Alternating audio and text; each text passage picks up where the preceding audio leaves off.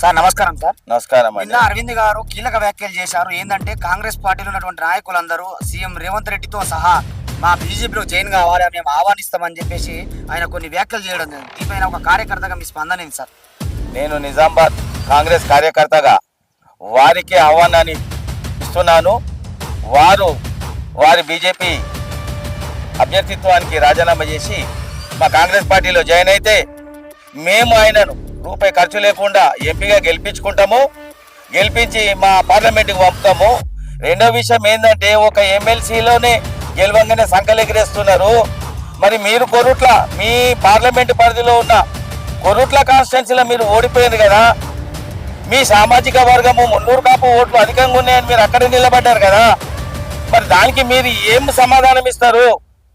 ఇలా ప్రభుత్వము మార్పు కోరుకొని రేవంత్ రెడ్డి గారికి అధికారాన్ని కట్టబెట్టింది.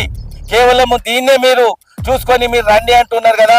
మీరే మొత్తం నిజామాబాద్ జిల్లాలో ఉన్న బీజేపీ నాయకులు అందరూ రాజీనామాలు చేసి మా కాంగ్రెస్ పార్టీకి రావాలని సాధారణంగా ఆహ్వానం పలుకుతున్నా. అదేవిధంగా రాహుల్ గాంధీ గ్రహాంతర వాసి, ఆయన దేశానికి ఏం సేవ చేసిండు అని చెప్పేసి కూడా ఆయన కొన్ని కీలక వ్యాఖ్యలు చేయడం జరిగింది.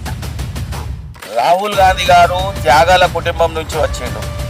వాళ్ళ తాతలు స్వతంత్ర సమర యోధులు, స్వతంత్ర పోరాటంలో పాలు పంచుకొని వారి యొక్క ధనాన్ని సమయాన్ని కేటాయించి భారతదేశ స్వతంత్రాన్ని సమకూర్చడంలో పాలు పంచుకున్న కుటుంబం నుంచి వచ్చిండు. ఈ రాహుల్ గాంధీ గారు కూడా భారతదేశం మొత్తం పాదయాత్ర చేస్తూ ప్రజలతో మమేకమై ప్రజల సమస్యలను తెలుసుకొని ప్రజల గొంతుకై పార్లమెంటులో ఇయ్యాల ప్రతిపక్ష హోదాలో కూర్చున్నాడు. ఆయన గ్రహాంతవాది కాదు, ప్రజల మనిషి, మా నిరుపేదల గొంతుగా. అది మీరు గుర్తుంచుకోవాలా.